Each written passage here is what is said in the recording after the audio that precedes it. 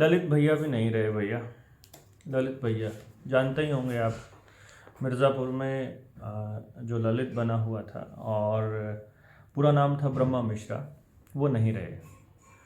और ये कहा जा रहा है कि उनको हार्ट अटैक आया है। और हार्ट अटैक की जो संख्या है वो आपके आसपास आपकी जानकारी में खूब बढ़ चुकी होगी, इसका मुझे पूरा यकीन है। तो आप जो लाइनों में लग लग कर ये मौत के प्याले पी रहे थे, वो अपना असर दिखाना शुरू कर रहे हैं। तो मुझे लगता है कि अभी शायद हमें समझ में आ जाएगा। लेकिन समझ में कैसे आएगा? पूरा दिन टेलीविज़न आपको दो चार सही खबरें दिखा करके बाकी का यही कबाड़ा पेलता है। तो आपके दिमाग के ऊपर जब तक टीवी आप देखते रहेंगे तब तक आपको समझ में नहीं आने वाला, ये पक्की बात है। तो इस चीज़ की तरफ ध्यान दीजिए कि टीवी ना देखा जाए, अखबार ना पढ़ा जाए, और अगर पढ़ा जाए तो भी उसका भी एक तरीका खोजना पड़ेगा आपको। जैसे 5-4 लोग मिलके, या गांव में अगर हैं तो 2-4 अच्छे बच्चों की ड्यूटी लगा के जो थोड़ा सा क्रिटिकल एनालिसिस करते हों, उनको सारे अखबार दे दिए जाएं और ये बताए कि उन अखबारों में हमारे काम का क्या है। हम देश की जो आर्थिक नीतियां हैं वो हमारे लिए किससे बढ़िया है, किसान के लिए कैसे बढ़िया है, दुकानदार के लिए कैसे बढ़िया है, हमारे लोकल लेवल पे उसका क्या असर होने वाला है। जो देश की सुरक्षा का जो मामला है, जैसे सेंटर करने जो करना होता है कि वो दूसरे देशों के साथ संबंध और हमारे जो बॉर्डर हैं उनकी रक्षा, उससे मुझे लगता है कि घर पे बैठे हुए किसी बनिए को, दुकान पे बैठे बनिए को वो सरोकार नहीं होता है, क्योंकि वहां पे वो कुछ नहीं कर सकता है। लेकिन सरकारें क्या करती हैं कि आपका एक कंसेंट ले लेती है कि जो हम कर रहे हैं, मतलब वहां दिखा करके कि वहां इतना ज़्यादा, जैसे मान लो राफेल आया और अभी आपको ये आपके लिए ये जो जहर की दवाई मंगवाई जा रही है जिसमें ये कह रहे हैं फ्री आपको लगाने के लिए, धन्यवाद मोदी जी का, बड़े बड़े बैनर्स लगाए थे। तो ये खेल आपसे क्या किया कि महंगाई को जस्टिफाई कर दिया। भाई 20 लाख 50 लाख करोड़ रुपया कमा लिया आपके ऊपर महंगा टैक्स लगा करके, और उन दवा कंपनियों को, बिग फार्मा को आपको टीके लगाने के 30,000 करोड़ रुपया दे दिया।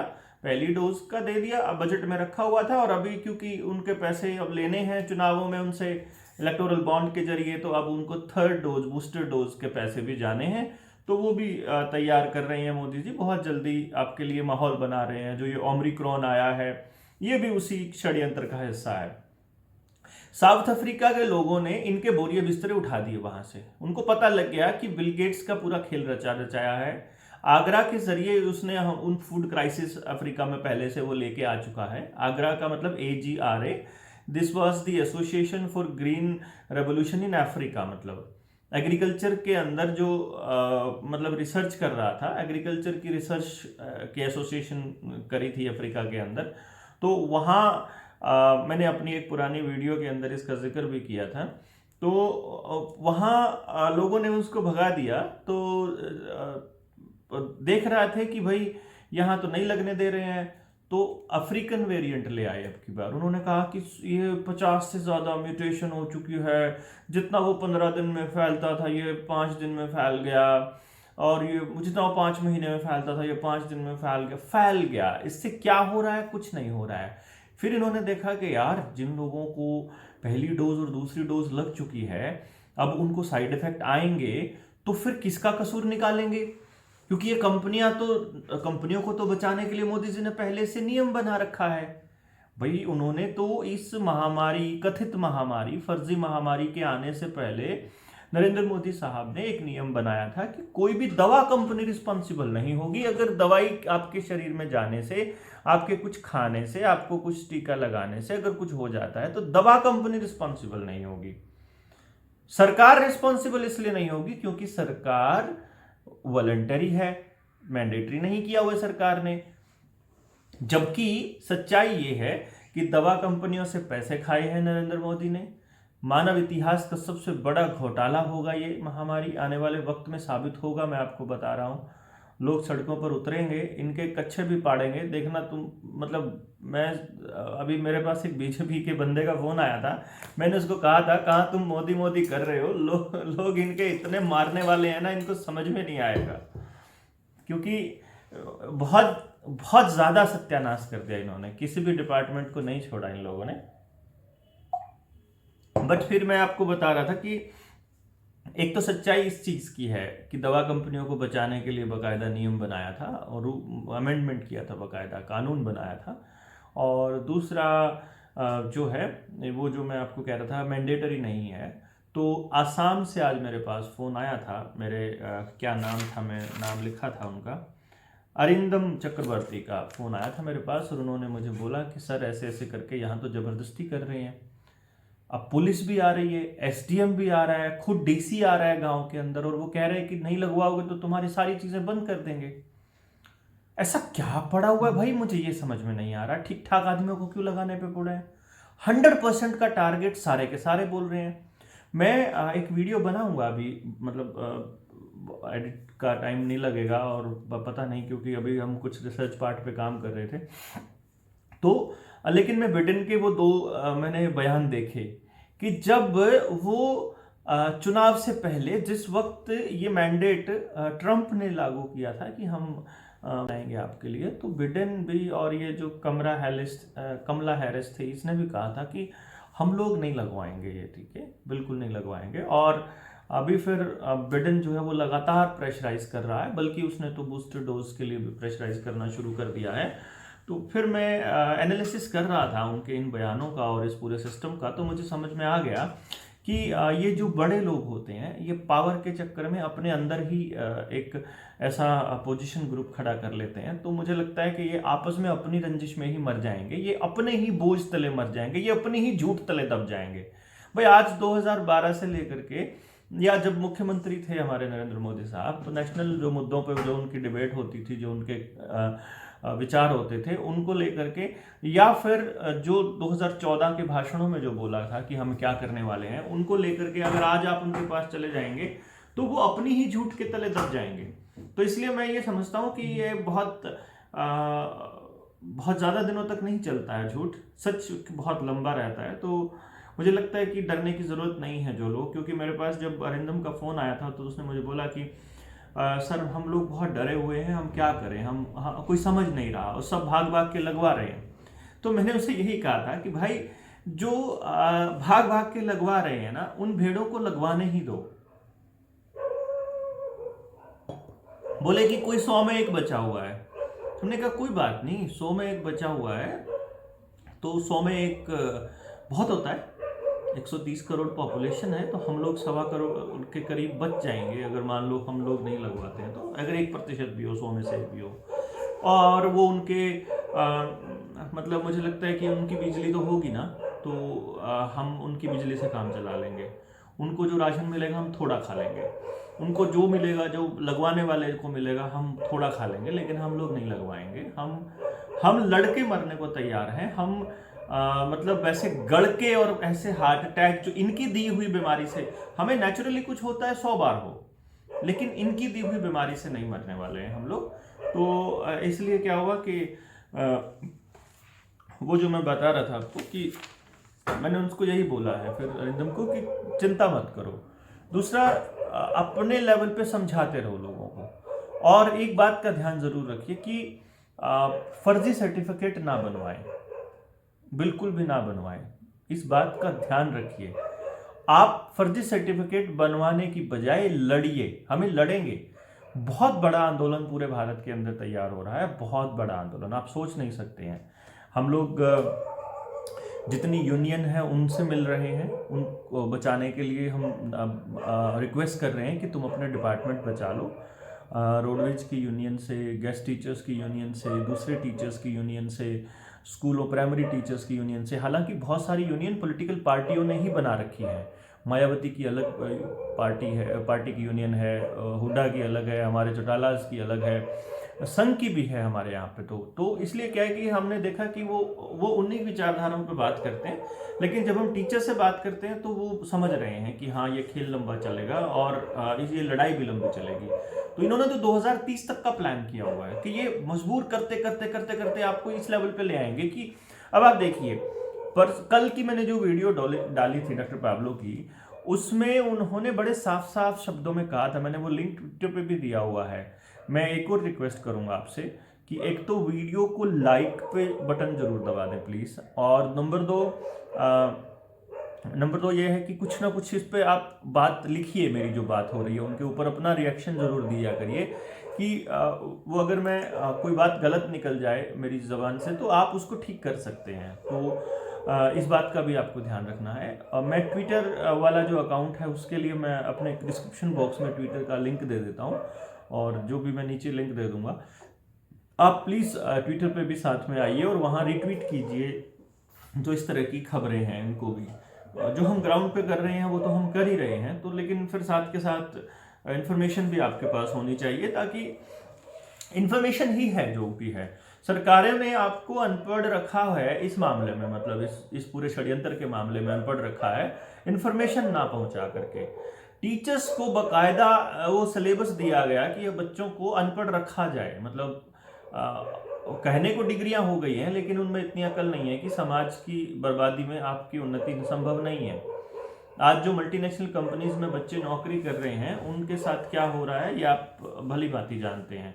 और एक सवाल भी है मेरा आपसे, बड़ा ज़रूरी सवाल है, चाहे आपने टीका ले लिया हो या नहीं ले लिया हो वो एक अलग इशू है। मान लीजिए आपने एक टीका ले रखा है और मेरे पास फ़ोन आता है कि हम दूसरा नहीं लेंगे। मान लीजिए कि नौकरी पे बात आ जाए कि अगर नौकरी जाएगी अगर आपने नहीं लिया तो अब आप क्या करेंगे? क्या आप नौकरी छोड़ने को तैयार हैं? हालांकि ये चाहते यही हैं, इनके पास सस्ते काम करने वाले भी हैं क्योंकि पॉपुलेशन बहुत ज़्यादा है, इन्होंने पूरा इंतज़ाम किया हुआ है। दूसरा, आर्टिफिशियल इंटेलिजेंस आ रही है मार्केट के अंदर, और आर्टिफिशियल इंटेलिजेंस के साथ साथ ये रोबोट से काम चलाना चाहते हैं, तो आपकी इनको वैसे भी ज़रूरत नहीं है। तो अगर पुलिस मर जाती है, अगर आर्मी मर जाती है, आप लोग मरते हैं, तो इसमें इनको फायदा ये, इनको कोई नुकसान नहीं होने वाला है। तो सरकारों को चिंता नहीं है आपके रहने या ना रहने की, इनको चिंता एक ही है कि इनका कंट्रोल नहीं जाना चाहिए आपके ऊपर से, ना आपके दिमाग पर से जाना चाहिए, ना आपके खाने पर से जाना चाहिए, ना आपके पानी पर से, आपकी बिजली, आपका मोबाइल, आपकी जिंदगी से जुड़े हुए हर पहलू पर ये लोग कंट्रोल करना चाहते हैं। जो आने वाले वक्त में आपको जिसकी फाइट करनी होगी, जिस आज़ादी को आपने देख लिया है एक बारी, वही आज़ादी आप दोबारा से महसूस कर पाओ, इसके लिए आपको मतलब फाइट करनी होगी। और आपके बच्चे देखिए कितने कितने, मतलब मैं उन लोगों को क्या कहूँ, मतलब जो अपने बच्चों को भी मास्क लगा के घूमते हैं। और मैं जैसे अभी हम लोग गए थे मुंबई, तो मैंने बहुत से लोगों से पूछा जिन्होंने भी अपने बच्चों, मैंने कहा, मैं जैसे पूछ लेता था कि बहन जी आपने क्यों लगवाया हुआ है बच्चे को इसको, कि सेफ्टी के लिए। मैंने कहा किस चीज़ की सेफ्टी, किसकी सेफ्टी और किससे सेफ्टी? बस ये कुछ हो जाए क्या? जब ये पता लग गया कि वायरस इज ए प्रोपागेंडा, जब ये पता लग गया कि ये पूरा खेल प्रोपागेंडा है, तो फिर आप किससे बचने के लिए लगा रहे हो? फिर वो एक ही बात लेकर के आते हैं, वो जिनके घर में मरे थे ना उनसे पूछो, और उसका जवाब हम लोग पहले दे चुके हैं, कौन से एक्सपेरिमेंटल दवाइयाँ दे दे के मारे गए थे। तो फिर भी मतलब इसके ऊपर तो एडवोकेट दीपाली ओझा का बहुत बड़ा इंटरव्यू भी है, आपको मिल भी जाएगा। आप दीपाली का वो इंटरव्यू देखिए जिसमें उन्होंने WHO को बाकायदा नोटिस भेजा था कि तुमने ये दवाइयाँ बंद क्यों की जो जीवन बचा रही थी, और जो मार रही थी वो क्यों मतलब शुरुआत करी। तो इस बात पे भी आपको सोचना पड़ेगा। और दूसरा जवाब मैं आपसे पूछ रहा था, दूसरा सवाल, कि क्या आप नौकरी से बचने के लिए, चलो पहला दूसरा छोड़िए, बूस्टर डोज लगवाएंगे क्या? बूस्टर डोज तो तीसरी आ रही है, आपके लिए तैयारियां चल रही हैं, बूस्टर डोज आ रहा है, अभी चिंता क्यों कर रहे हो? ये तो मैंने आपको बताया था ना कि किसानों को उठाने के पीछे षड्यंत्र एक ही था कि हमने लॉकडाउन लगाना है। ये किसान इतनी जल्दी जाने वाले नहीं है, इसकी बहकाई में आने वाले नहीं, क्योंकि इसने नरेंद्र मोदी की इमेज पूरे देश के अंदर इतनी झूठे आदमी की हो गई है कि अब इसके ऊपर कोई यकीन नहीं करता, और ये वो सारे काम नहीं करेगा जो ये मांग रहे हैं, क्योंकि स्मार्ट लोग बैठे हुए हैं वहां पर। पहले मुझे बड़ी चिंता होती थी, पहले मैं सोचता होता था कि यार मैं यहाँ बोल देता हूँ और किसानों तक बात कैसे जाएगी। लेकिन बोलने का इतना बढ़िया फायदा हुआ कि किसान नेताओं के पास अपनी सारी बातें चली जाती हैं अपने आप। जो अपने लोग हैं वो आपस में बात करते हैं और वो बताते हैं अपने लीडर्स को, और वहां तक बात पहुंची हुई है उनकी, और उनको मालूम है ये षड्यंत्र है। यकीन मानिए किसानों को पता है कि ये षड्यंत्र है, और वो इस षड्यंत्र से, देखिए, क्योंकि सीधे सीधे नहीं मांग सकते। अभी जो ये मांग रहे हैं, जो ये अभी डिमांड चल रही है, इस डिमांड के बाद किसानों की अगली मांग होगी कि pandemic act, disaster management act, और ये जो महामारी का जो प्रोपागेंडा है और ये जो टीके लगाने वाला प्रोपागेंडा है, इसको बंद किया जाए और मास्क के ऊपर कोई फाइन ना हो और लॉकडाउन ना हो। ये इनकी अगली मांग होने वाली है। So you have to support the farmers. MSP पे कानून नहीं बनाने वाले, कमेटी से ये बात नहीं मानने वाले, तो आंदोलन भी लंबा चलने वाला है, और हम मतलब प्रोजेक्टर पे जाकर के इनको पूरी कहानी भी समझाने वाले हैं। तो अगर मान लीजिए आप में से कोई एडिटर है, किसी को वीडियो एडिट करनी आती है, कोई अपना टाइम दे सकता है, तो प्लीज आप हमारे साथ आकर के इस वीडियो एडिटिंग के काम पे लग जाइए। अब हमें आपकी बहुत ज्यादा जरूरत पड़ने वाली है। हमें एक ठिकाना चाहिएगा, हमारे पास अपना मकान नहीं है मेरे पास, और हम लोग चाहते हैं कि किसी गांव में, क्योंकि शहरों में तो पुलिस वाले तबिश दे देंगे, गांव में जाने की किसी की हिम्मत नहीं है, तो हम चाहते हैं कि हम किसी गांव में अपना एक बेस बना लें, जहां से हम वो चीजें जो आपको जानकारी पहुंचाने के लिए जरूरी है, जहां हम बैठ के, जहां से हम लोग स्टार्ट कर सके, जिसे हम वॉर रूम का नाम देने वाले हैं। तो हम वो जो वॉर रूम शुरू करें, तो उसमें हमें एक एडिटर चाहिए, एक हमें कंटेंट राइटर भी चाहिए, एक हमें मतलब जो प्रोफेशनल्स की तरह काम कर सकते हो, थोड़ा बहुत सिखाओ तो भी काम चल जाएगा, जो अपना टाइम दे सकते हो। मतलब हमारे पास पैसे नहीं है किसी को देने के लिए, और मुझे लगता है कि सोशल कॉज मतलब ऐसे अकेले अकेले नहीं पॉसिबल होगा, लेकिन जब तक लोग समझेंगे नहीं तब तक हम किसी से पैसे भी नहीं मांग सकते, क्योंकि हम पैसे मांगना भी नहीं चाहते। एक्चुअली हम चाहते हैं कि लोग आकर के हमें वो चीजें दे दें जिनकी हमें जरूरत है। जैसे आपकी स्किल चाहिए हमें फिलहाल, अभी हमें आपसे कोई सामान नहीं चाहिए, अभी आपसे कोई पैसा नहीं चाहिए, तो स्किल चाहिए। अगर मतलब ट्रैवलिंग का अगर इंतज़ाम कर सकते हैं, क्योंकि अभी जैसे मैं आपको बताता हूँ कि बहुत सारे लोग मीटिंग्स के लिए ट्रैवल करना पड़ता है, तो मतलब वो ऐसा लगता है कि सारा का सारा बोझ मेरे ऊपर ही आ गया है। एंड जैसे मुझे अगर किसी ने मदद की तो मैंने आपको बताया भी था किस किस ने हमारी मदद की है, कैसे कैसे मदद की है, बट कई बार ऐसा लगता है कि एनफ नहीं है। तो बहुत से लोगों ने ऐसा मुझे बोला भी हुआ है कि आपको किसी भी चीज़ की ज़रूरत हो तो सिर्फ एक इशारा कर देना, and I am really thankful for it. I am really grateful to them कि आप इतना ट्रस्ट करते हैं, और मेरे ऊपर सबसे बड़ा बोझ इसी चीज़ का है कि ये विश्वास जो बना है ये कम से कम ऐसी किसी बेईमानी के लिए ना टूटे।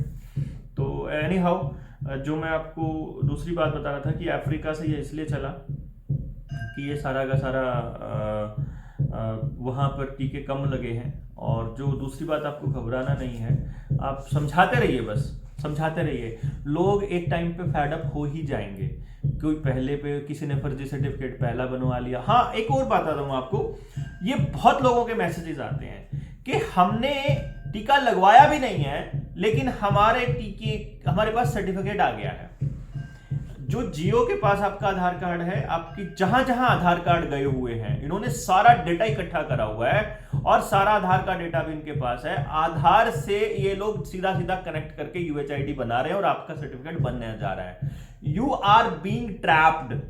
100% का टारगेट है इनका। अब आप देखना है कि आप होने देते हो कि नहीं होने देते हो। मानवता हारती है कि ये जल्लाद जीतेंगे, मानवता हारती है कि जीतती है, सॉरी। तो ये जल्लाद जीतेंगे कि मानवता जीतेगी, ये देखने वाली बात होगी आने वाले वक्त में। और I am really eager to see that, क्योंकि मैं समझता हूं कि अपनी लाइफ टाइम में अगर हम जिंदे रहे, आखिर तक जिंदा रहे, तो हम अपनी लाइफ टाइम में ये खेल समझ जाएंगे इनका, और हम अपनी अगली पीढ़ियों के लिए किताबें लिखेंगे। आप भी दस्तावेज लिख करके रख दीजिएगा अपने अपने घरों में कि कैसे षड्यंत्र चल रहे थे। कल को जब आपके बच्चे होंगे और वो पढ़ेंगे उन दस्तावेजों को, उन डायरियों को, उनको उठाएंगे, तो सोशल मीडिया वाला तो सारा का सारा डिलीट कर देंगे ना डेटा, ये मान लो कल को। तो आप उस डेटा को अपने पास रखिए सहेज के, और लिखिए कि ये लोग ऐसा करते थे और हमारे साथ इन्होंने ऐसा किया। और पूरी दुनिया को किस तरह से पहले लालची बनाया जाता है, पहले पैसे के साथ जोड़ा जाता है, फिर एक दूसरे से तोड़ा जाता है, फिर धर्म के नाम पर, फिर जाति के नाम पर, पॉलिटिक्स, जो भी जिनका लालच होता है उसके नाम पर उनको तोड़ा जाता है। और इस पूरे के पूरे खेल को किस तरह से अंजाम दिया जाता है, ये आप अपनी संतानों को बताइएगा, ताकि वो अपनी जिंदगी जीने का सलीका बदल सकें, वो अपने सेल्फ सेंटर्ड ना हो करके थोड़ा बहुत दूसरों के बारे में भी सोचें। और सामने वाले को अगर पहली पंक्ति में रखने की उनकी नीयत चालू होती है तो मुझे लगता है वो बहुत अच्छी बात है।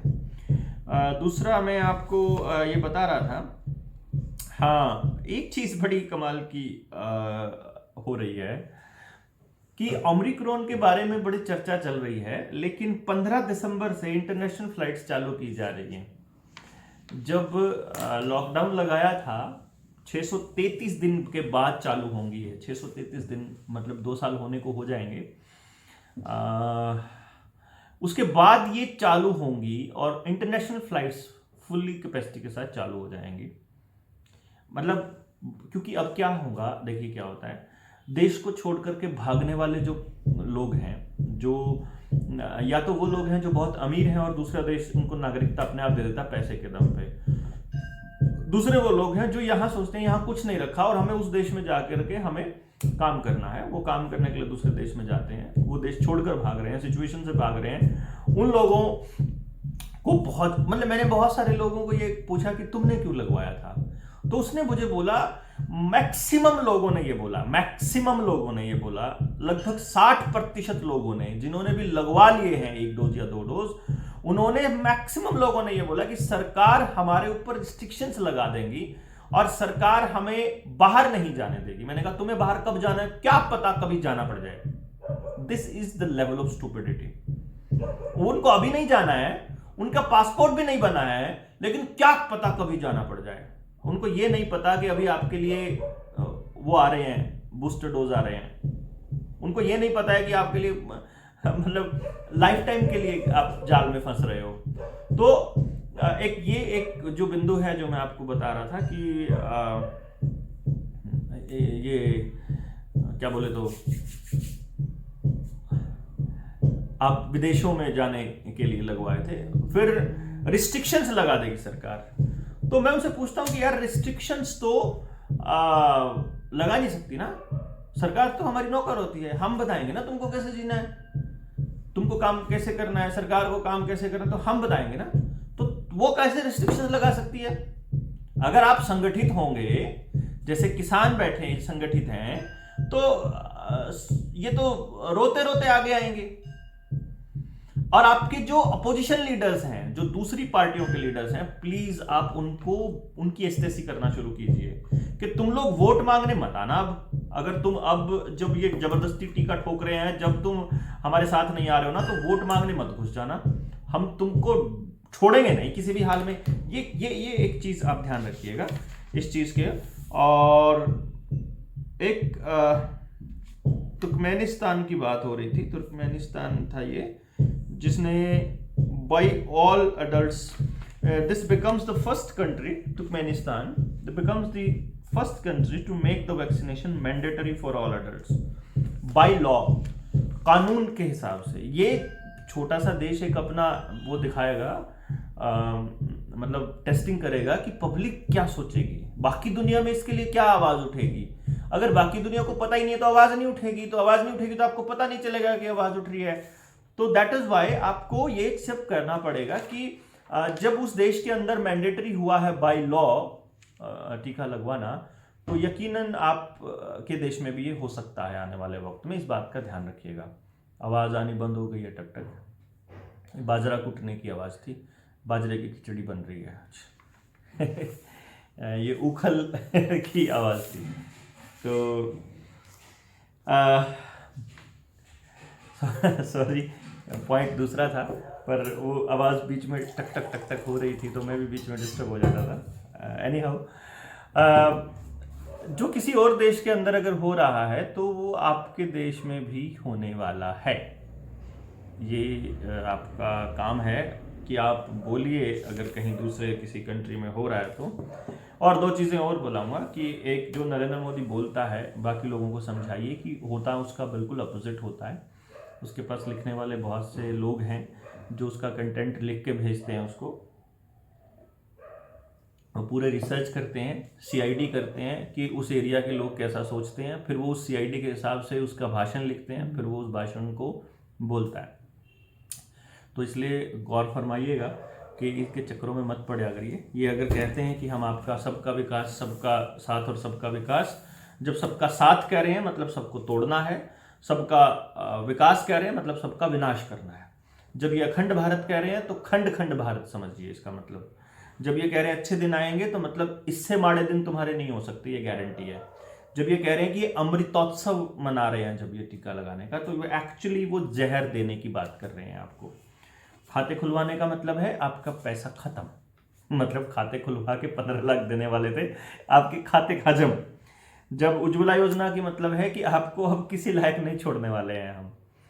तो ये मेक इन इंडिया का मतलब है कि इंडिया में बना हुआ सिर्फ जहर देंगे आपको, जो mRNA बना है, mRNA वाले जो डोज हैं ये देंगे, बाकी मेक इन इंडिया में कुछ नहीं बनेगा, आपको ये बता दें। और एक केजरीवाल के भक्तों के लिए भी पॉइंट है, और एक जो यूपी के अंदर जो बाकी की जो पॉलिटिकल पार्टीज चुनाव लड़ रही हैं उनके लिए भी भक्त है। तो अगर आप के एरिया के अंदर अगर चुनाव हो रहे हैं, और ख़ास तौर पे पंजाब में चुनाव हो रहे हैं आजकल, तो वी आर प्लानिंग कुछ ऐसा करने का कि हम अगर बोर्ड लेकर के केजरीवाल की रैली में पहुंच जाएं कि तुम अगर पंजाब में सरकार बनाते हो तो क्या यहाँ पर भी ऐसे ज़बरदस्ती टिकट ठोकने वाले हो? क्या तुम यहाँ भी 2-2 हज़ार का चालान करने वाले हो? क्या तुम यहाँ भी इनका मुंह ढक के इनकी ऑक्सीजन सैचुरेशन कम करके लोगों को मारने वाले हो? ये उनसे पूछना पड़ेगा, पॉलिटिकल लीडर से, सभी से, क्योंकि इनको एक ही चीज़ का खतरा रहता है और वो होता है इनकी वोट। इनको और किसी चीज से फर्क नहीं पड़ता है, लोग कितने मर रहे हैं, लोग क्या सोच रहे हैं, लोग किधर जा रहे हैं, लोगों का कत्लेआम हो रहा है, लोग बर्बाद हो रहे हैं, इनको कोई फर्क नहीं पड़ता। इनको एक चीज से फर्क पड़ता है कि लोग आपके खिलाफ तो नहीं हो रहे हैं, आपकी वोट तो खराब नहीं हो रही है। तो सीधा आप इस तरीके से सवाल करना शुरू कीजिए। जो चिट्ठियां लेकर के आप एमएलए के पास पहुंचिए, जिन्होंने एमएलए का चुनाव लड़ा था उनके पास पहुंचिए। जिला पार्षद का चुनाव लड़ा हो, ब्लॉक समिति का लड़ा हो, सरपंच का लड़ा हो, चाहे पहले लड़ा हो चाहे आगे लड़ने वाले हो, सबसे पूछिए कि तुम लोग ऐसा करने वाले हो क्या? इसको चुनावी मुद्दा बनाया जा सकता है। ये कत्लेआम जो किया जा रहा है इसका चुनावी मुद्दा बनना भी चाहिए। तो जो समझदार लोग हैं वो अपने एरिया में बनाएं और इनसे पूछें। इस वाले पोर्शन को काट के भी आप, जैसे मान लो पीछे वाला पोर्शन है कि केजरीवाल से हमें पूछना है, इधर यूपी में आज प्रियंका की रैली हो रही थी, तो प्रियंका गांधी से भी पूछो उसकी रैली के अंदर कि क्या तुम ऐसे बड़े बड़े बोर्ड लेके जा रहे हो कि तुम ऐसे मारने वाले हो क्या हम लोगों को टीका लगा करके? कैमरास होते हैं खूब सारे, तो वहां ले जाइए नीचे ही नीचे और ले जाके ऐसे कर दीजिए बस, तो वो अपने आप हाईलाइट हो जाएगा। तो इस तरह से कुछ इस तरह का मुद्दा हमें करना पड़ेगा। और कोई ऐसे ही मतलब ऐसे ही सिरफरे लोग जिनको समझ में आ जाए कि क्या करना है, फिर वो आइडियाज़ जो मैं बता रहा हूँ वो इम्प्लीमेंट हो जाए, तो उन तक पहुँचते पहुँचते ये खबरें जाएंगी। जब सरकारों तक खबरें जाएंगी कि लोग तुम्हारे इस जाल को समझ रहे हैं और वो तुम्हें मतलब कूटने वाले हैं, तो फिर इनको समझ में आ जाता है। इसलिए बोलिए, बोलते रहिए, ट्विटर पे आप साथ में आइए और जितना हो सके लोगों तक बातें शेयर कीजिए। आप इसको डाउनलोड करके अपने वाली भी उस पर लगा दीजिए, मैं कोई कॉपीराइट क्लेम नहीं करने वाला। तो आप बस बोलते रहिए, बस बोलते रहना ज़रूरी है सबसे ज़्यादा।